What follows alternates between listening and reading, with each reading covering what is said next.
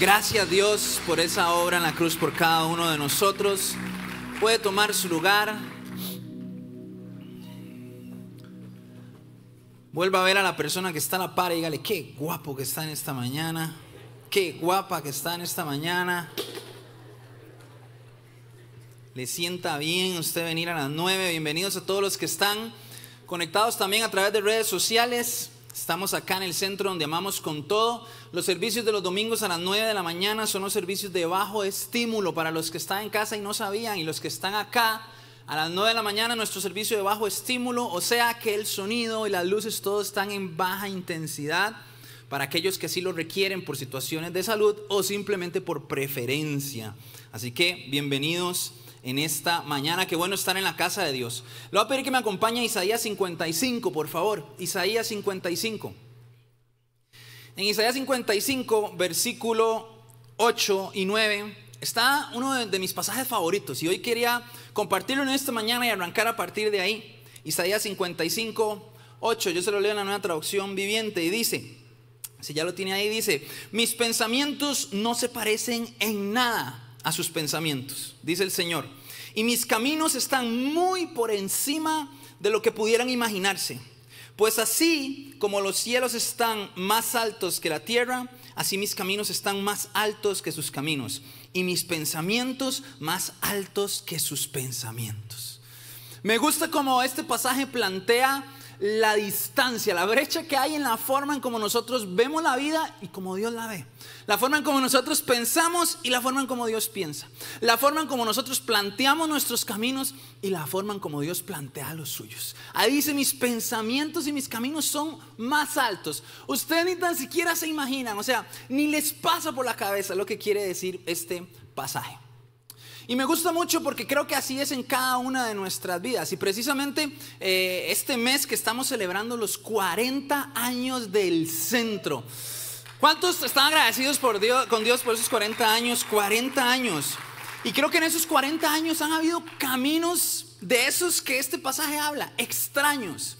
Si nos sentáramos a conversar aquí con don Hugo, con doña Ruth, de todo lo que han tenido que vivir los pastores durante tantos años, los milagros, los procesos, los aciertos, los errores, las decepciones, han sido caminos que ni nos imaginamos y ni tan siquiera ellos tampoco. Porque Dios es un Dios que tiene caminos muy distintos a los nuestros. Y la pastora Ruth ha estado hablando, ayer predicó y hace 15 días respecto a historias que han sucedido a través de todos estos 40 años. Entonces hoy quería recordar algo de lo que Dios ha hecho también acá en esta casa. Tal vez muchos no lo saben, pero esta casa hace muchos años era también un colegio, una escuela. Y quiero compartirles esta foto que me encontré por ahí. Ese que usted ve ahí soy yo. Hace 31 años, graduación 1994. Yo estuve acá cuando era el Colegio Cristiano Asamblea de Dios. Y ese que está ahí es el pastor Hugo y la pastora Ruth, ¿verdad? Y eso es algo de lo que sucedió aquí. Luego también hay una versión que usted sabe que los muchachos no perdonan, y es la versión meme, ¿verdad? Entonces yo ahí le estaba pidiendo trabajo de una vez al pastor, ¿verdad? Pero entonces, así como yo estaba ahí en ese momento, hay cientos y miles de personas que han estado. Y quiero compartirles que después de esa foto, desde hace 31 años, para que yo esté aquí, pasaron un montón de caminos rarísimos, de esos caminos extraños de Dios. Les cuento que yo estuve aquí entonces en el kinder, luego en primero, segundo y tercero. Y en tercer grado me pasaron de escuela, me fui para otra escuela. Estuve en otra escuela el resto de los años. Estuve en otro colegio, salí, estudié ingeniería electrónica. Esa es mi primer profesión, me gradué ahí. Durante toda esa época crecí en otra iglesia. Aunque estaba acá en el Colegio Cristiano Asamblea de Dios, no me congregaba acá en esta iglesia. Mi mamá, toda mi familia estuvimos en otra iglesia durante toda la vida. Cuando tuve 27 años, después de toda la vida estar sirviendo, yo era como esa rata de laboratorio de iglesia. Yo servía en sonido, en cámaras, tocaba varios instrumentos en el ministerio de alabanza, servía en misiones. Desde los 8 o 9 años servía con adolescentes, con preadolescentes. Hice de todo, toda mi vida pasaba metido ahí, ¿verdad? Solo faltaba que me pusieran una tienda campaña en la iglesia. Pasé metido ahí toda la vida, hasta que a los 27 años, por distintos motivos, venía sintiendo de parte de Dios cambiarme de iglesia. Habían pasado muchas cosas y Dios me venía moviendo hasta que finalmente tomé la decisión. En ese momento ya trabajaba como ingeniero, había pasado, eso es otra historia, había pasado muchos años sin encontrar trabajo, trabajé en un montón de cosas, llegué a trabajar como ingeniero. En ese momento tomo la decisión entonces, y en mi mente, en mi corazón, yo dije, bueno, voy a visitar varias iglesias para ver en cuál me quedo. Voy a ir a esta, a esta, a esta, a esta. Mira, yo voy a ir al centro. Si yo estuve ahí en el kinder, ¿no?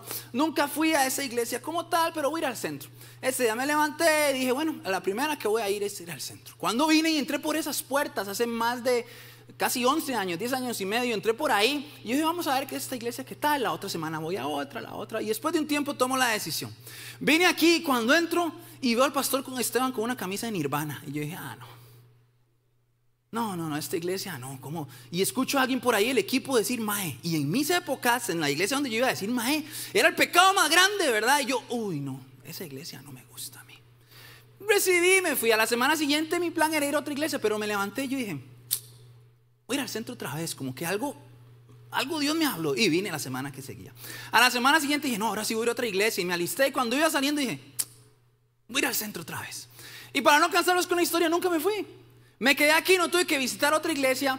Pasé 1 año y 2 meses viniendo aquí al centro sin involucrarme en nada, porque como había pasado tantas cosas en el otro lugar, es una historia larguísima, yo no quería nada que ver con el servicio, con ningún área, y yo nada más venía, me sentaba y salía. En aquellas épocas venía a Noche de Fusión, me salía, los domingos me iba, no conocía a nadie. Después de 1 año siento como que Dios me está llamando otra vez a servir, y yo no, Dios, no quiero, pero Él había venido trabajando ciertas cosas, me meto a servir entonces en alabanza, y como a los 2 meses publican que ocupan un asistente pastoral, ¿verdad? Y como que Dios me venía inquietando. Yo estoy bien con mi trabajo, yo no me voy a meter ahí, ¿verdad? Y el último día en el que estaba el anuncio, se podía enviar el currículum hasta el 28 de noviembre, me acuerdo. El último día yo decía, no lo voy a enviar. Hay mucha gente, hay líderes de años, hay miles de personas, a mí nadie me conoce, pero por algún motivo lo envié. La historia ahí también es larga. Al final entro a trabajar como asistente, me escogen a mí en medio de cientos de personas. Empiezo a trabajar de asistente de los pastores. La historia ahí también es larga. Y un montón de años después, pues Dios me escogió para estar acá como pastor también. Y todo este proceso me hace pensar, ese muchacho, ese niño que estaba ahí en esa foto, ¿qué se iba a imaginar lo que iba a pasar años después? Cuando yo estaba en todo ese camino, en ese proceso, ¿qué me iba a imaginar? Que de alguna extraña manera, una conexión, un pensamiento, una decisión, años de estudios, de caminos, de frustraciones, de alguna manera conectaron con el hecho de que por algún motivo mis papás me metieron acá en el Colegio Cristiano, Asamblea de Dios, y entonces cuando yo decidí pasarme de iglesia, pensé en el centro, vine aquí y años después estoy aquí. Y acabo de cumplir 9 años de trabajar acá en el centro. Porque los caminos de Dios son muy distintos a los nuestros, son más altos que los nuestros. Y esto me hace pensar, por supuesto, en José. La historia de José es similar, la historia de José es extraordinaria. Si hay un experto en ir por esos caminos extraños, raros de Dios, es José. Yo sé que muchos conocemos la historia, está en Génesis, si usted quiere se la puede leer toda después, pero la palabra de Dios nos cuenta que José tuvo un sueño y en ese sueño entonces sus hermanos y familia se inclinaban ante él.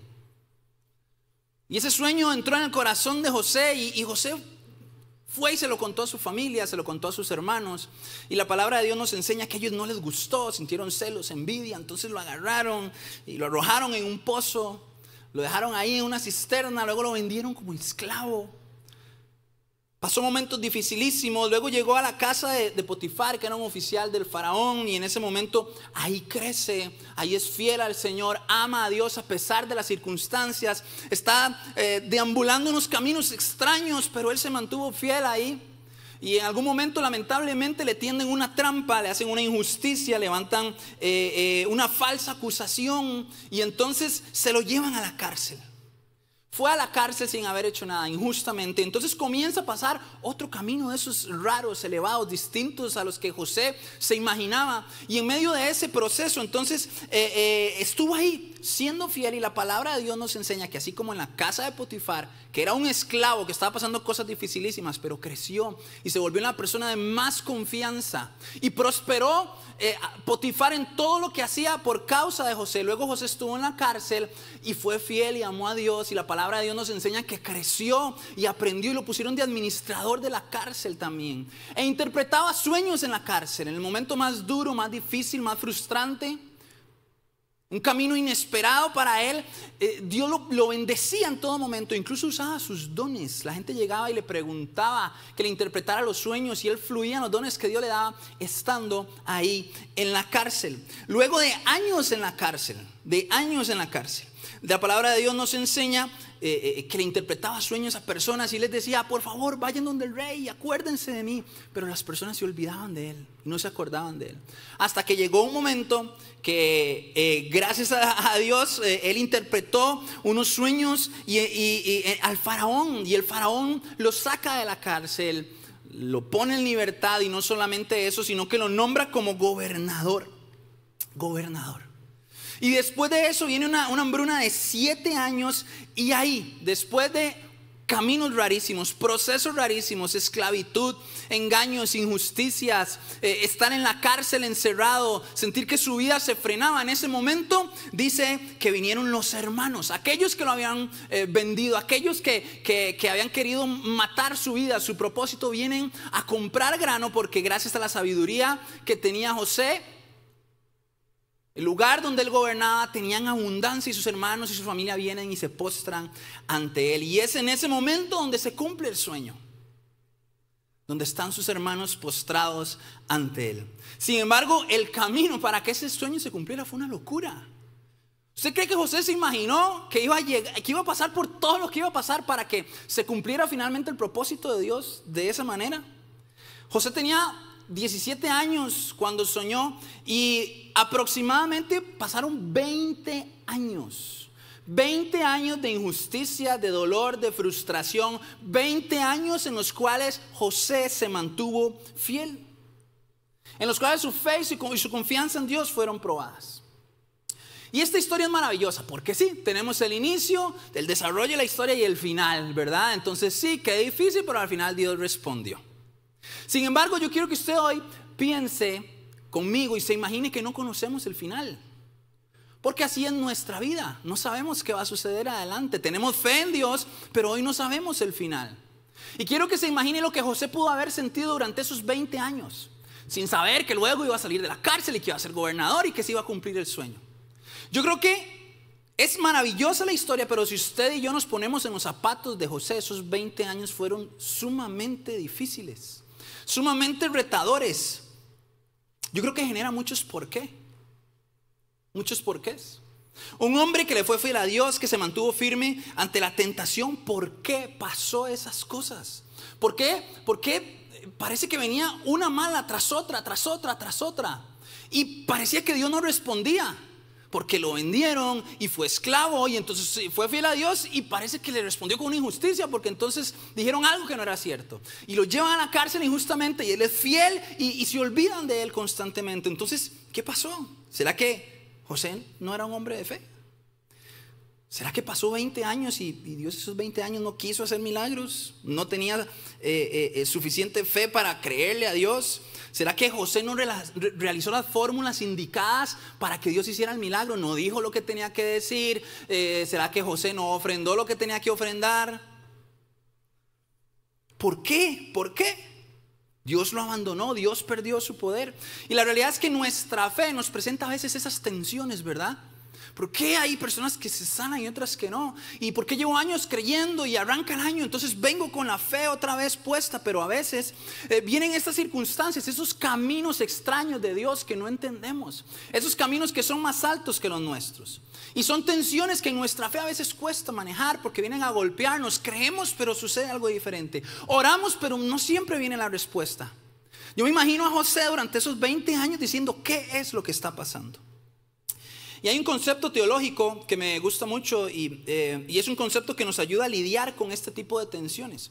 Es un concepto teológico que se ha desarrollado durante muchos siglos y grandes teólogos como Agustín de Hipona, Tomás de Aquino, Juan Calvino, incluso más modernos como Karl Barth y otros, han desarrollado y nos ayuda a lidiar con esto, a vivir nuestra fe con estas tensiones de esos por qué, de esos caminos extraños por los que nos lleva Dios que a veces pareciera que no nos llevan a una respuesta.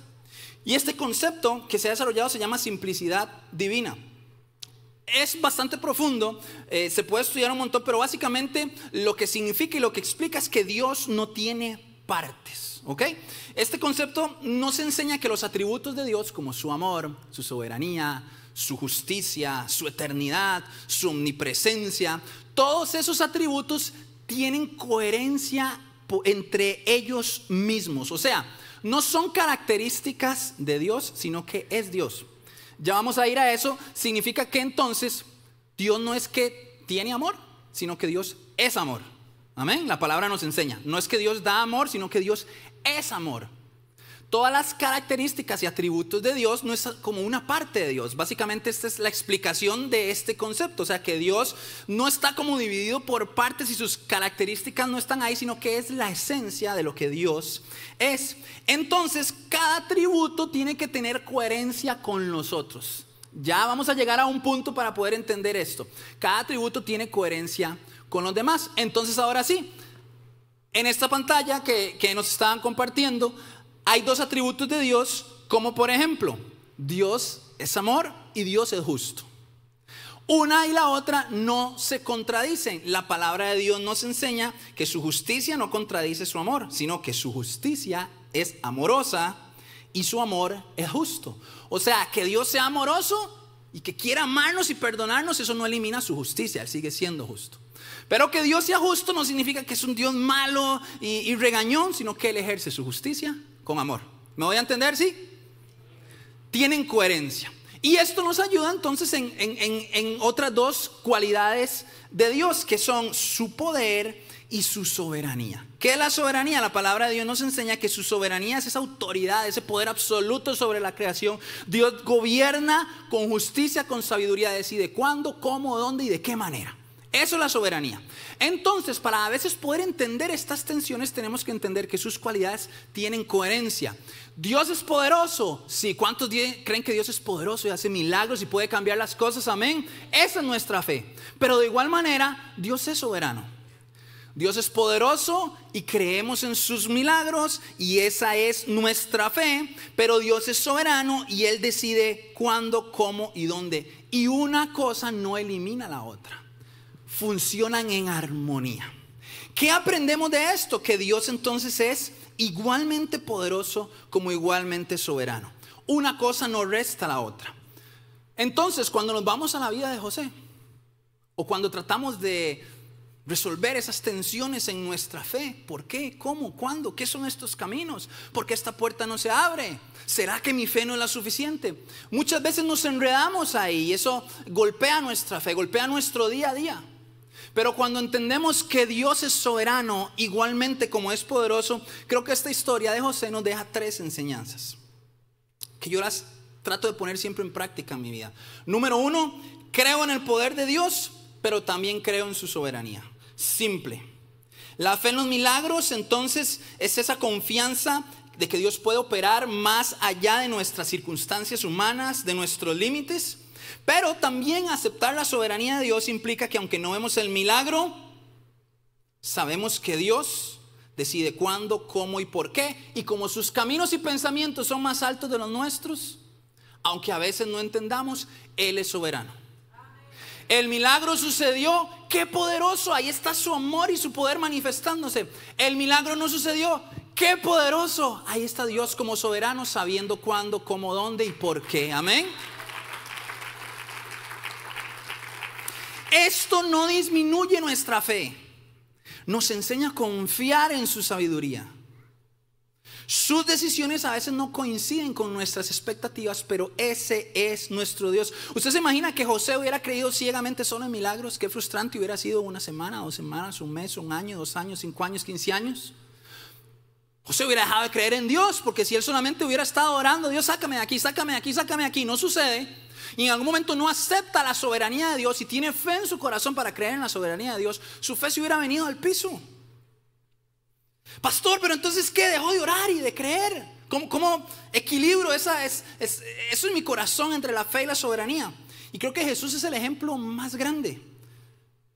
Jesús antes de morir hizo una oración increíble y siempre me gusta recordarla. Jesús dijo: Padre, si quieres pasa de mí esta copa, pero que no se haga mi voluntad sino la tuya. Un balance perfecto, un equilibrio perfecto. Padre, ¿será que no hay otra manera? ¿No quieres mandar un ángel a que se sacrifique?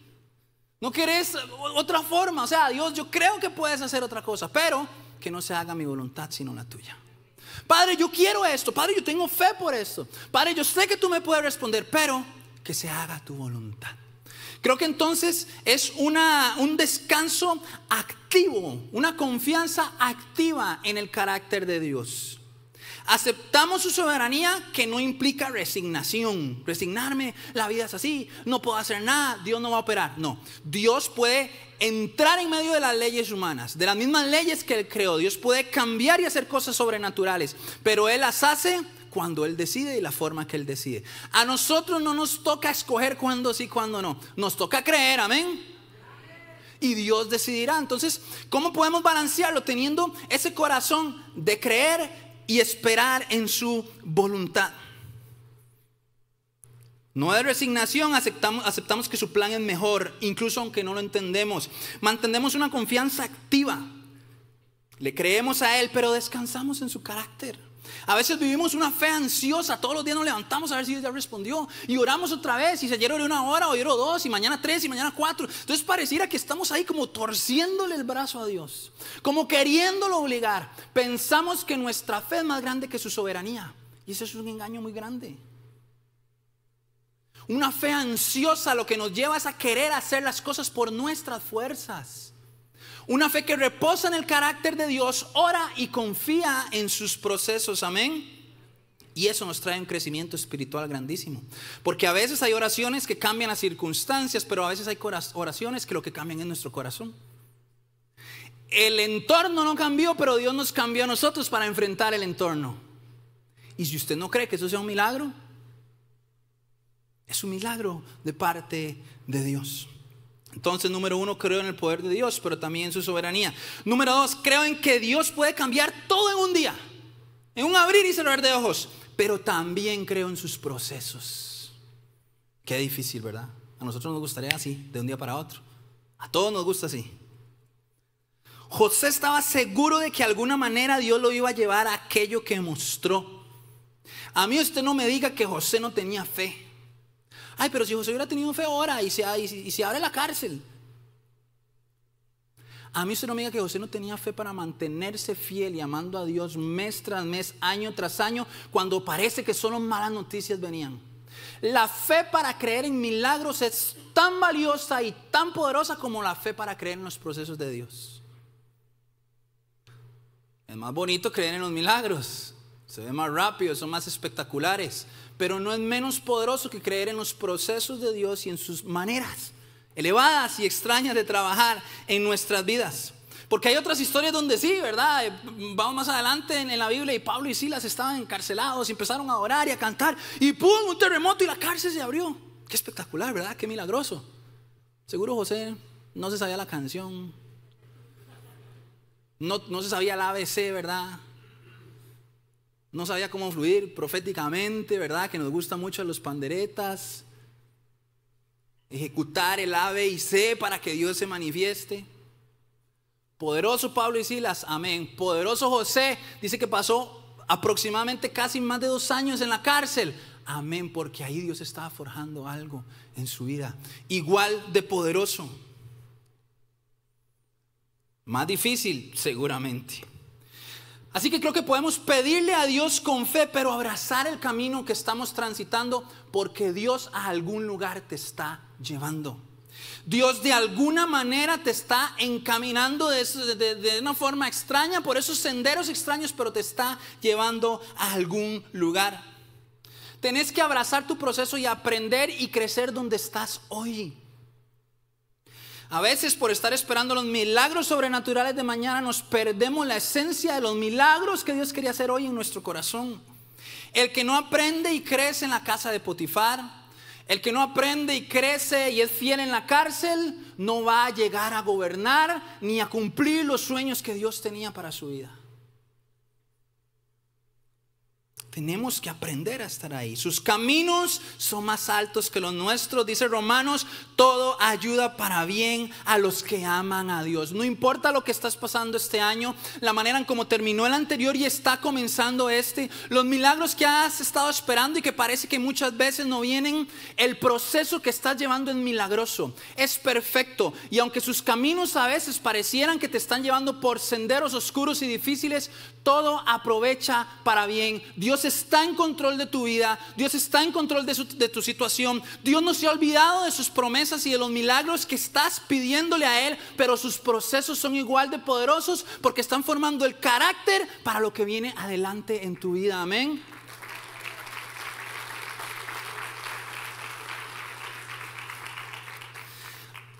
Ay, pastor, qué palabra más fea. Yo quería que usted me dijera que este año iban a ser puros milagros, parejo, todos los días. Yo quería que usted me dijera que era el año de conquista, de cosecha, parejo. ¿Qué mayor seguridad y certeza nos puede dar que Dios está con nosotros pase lo que pase? ¿Qué mayor confianza nos puede dar que aunque venga lo bonito, lo feo, los milagros de una u otra forma, Dios no nos abandona? Amén. Y número 3, creo que Dios puede darme lo que pido con fe, pero también creo que Él sabe lo que necesito mejor que yo. Creo que Él puede darme lo que pido con fe, pero creo que Él sabe lo que necesito mejor que yo. Yo estoy seguro que José deseaba salir. Yo estoy seguro que seguramente José estuvo orando, pero tenemos que entender que Dios a veces responde sí, a veces responde no, y a veces responde todavía no. Porque Él sabe lo que necesitamos mejor que nosotros mismos. Entonces creo que el entender que Dios sabe lo que necesito me hace vivir mi fe en humildad. En humildad. Y hay algo muy interesante y creo que muy delicado, porque a veces tenemos como una super fe, ¿verdad? Como hablaba ahora, que queremos torcer el brazo a Dios y que queremos decir, no, pero yo dije en el nombre de Jesús, no, pero yo creo y creo y creo y creo y se tiene que dar porque creo, porque yo he visto los milagros y los milagros tienen que suceder. Y a veces esa super fe en realidad es ego.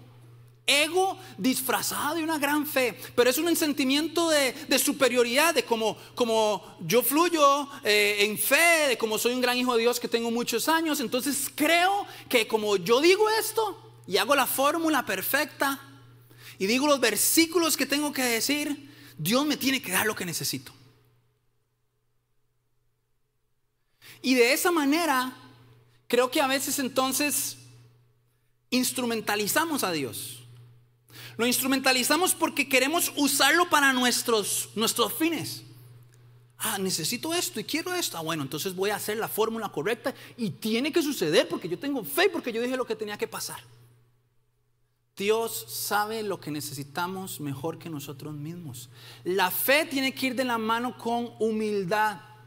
Creo, pero soy humilde porque entiendo que su soberanía es mayor que mi fe, que mis palabras, que mi conocimiento, que mis años, que mis dones. Él sabe cómo, cuándo y dónde. Porque entonces, ¿qué sucede? Me dijeron que esta semana Dios iba a cambiar mi relación sentimental, que mi milagro venía esta semana, que si hacía esto, que si hacía lo otro, que si daba esta ofrenda, que si confesaba de esta manera. Y cuando no sucede, entonces nos enojamos con Dios. Pero yo hice todo. Entonces comienza esa lucha.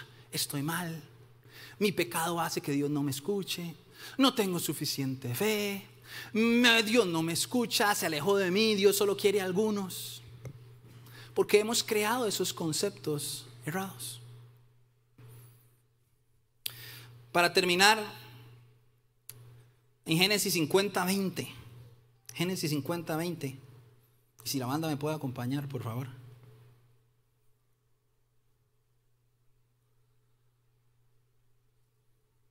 Se lo leo en la Nueva Biblia, la traducción Nueva Biblia Viva, dice lo siguiente. Y esto es increíble porque es José.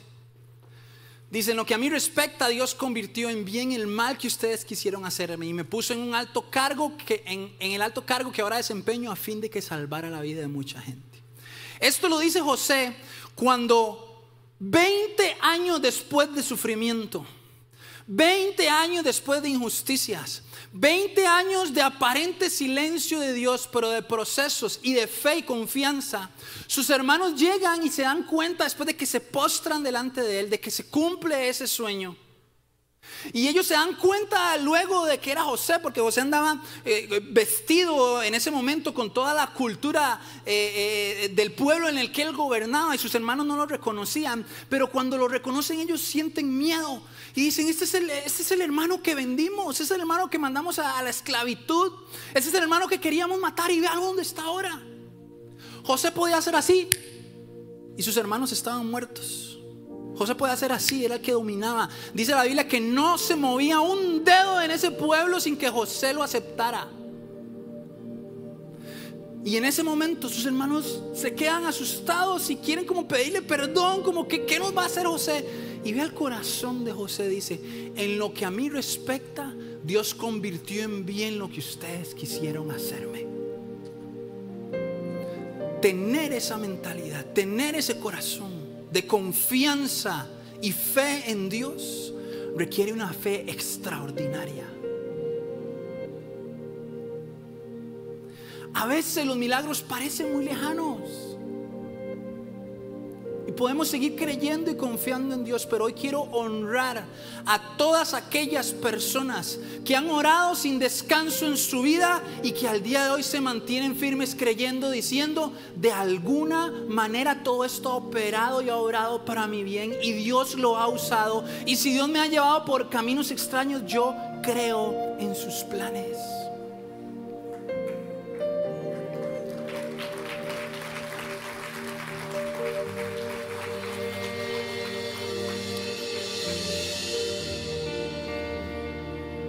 ¿Qué tal si le rendimos entonces a Dios incluso nuestra fe, la manera en como pensamos que van a ser nuestros caminos?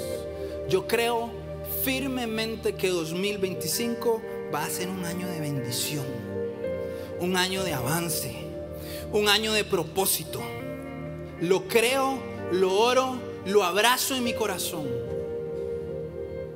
La forma en cómo venga, los caminos que Dios use, los tiempos que quiera usar, lo dejo en la mano de Dios.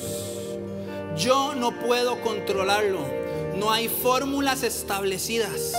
Dios decide cómo, cuándo, dónde y de qué manera, porque sus caminos son más altos que los míos. Pero entiendo que su bondad, que su amor, que su soberanía son cualidades para mí. Entonces siempre va a buscar bendecirme con amor.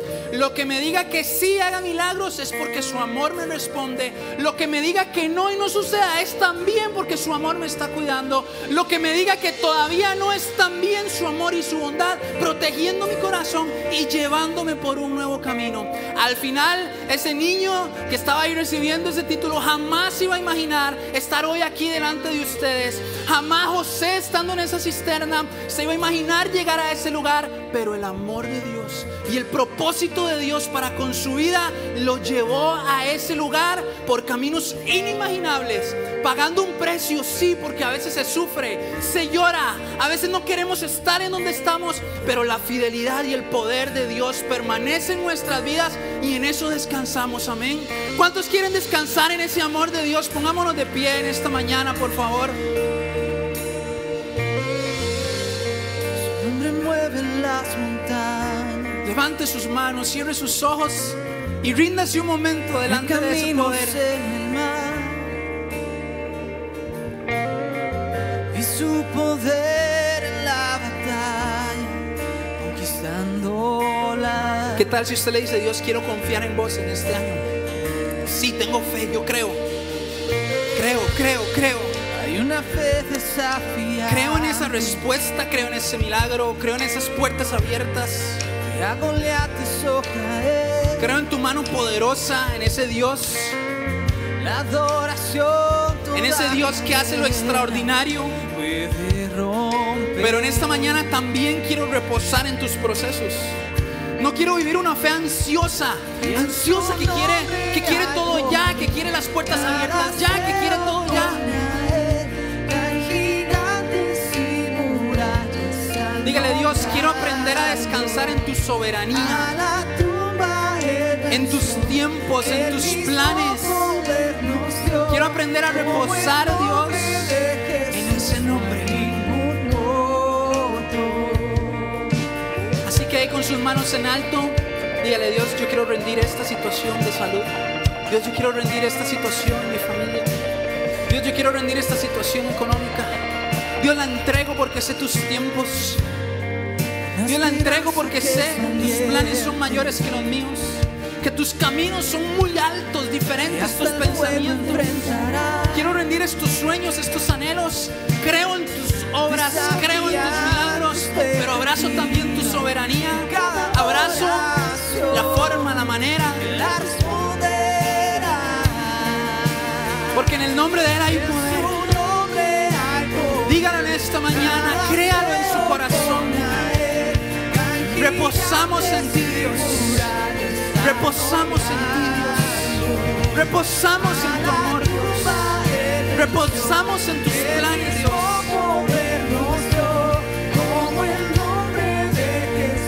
Recibimos en esta mañana esa paz para confiar que este año será en el nombre de Jesús un año de bendición. Que este año será en el nombre de Jesús un año de abundancia, de prosperidad, de puertas abiertas. De la forma y la manera en como Dios así lo quiera, utilizando a las personas y los lugares que Dios así lo quiera, utilizando los métodos que Dios así quiera.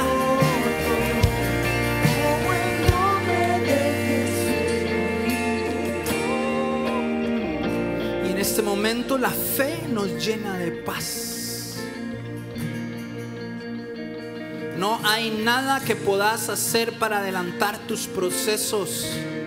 No hay nada que puedas hacer para correr en el camino que Dios tiene para vos.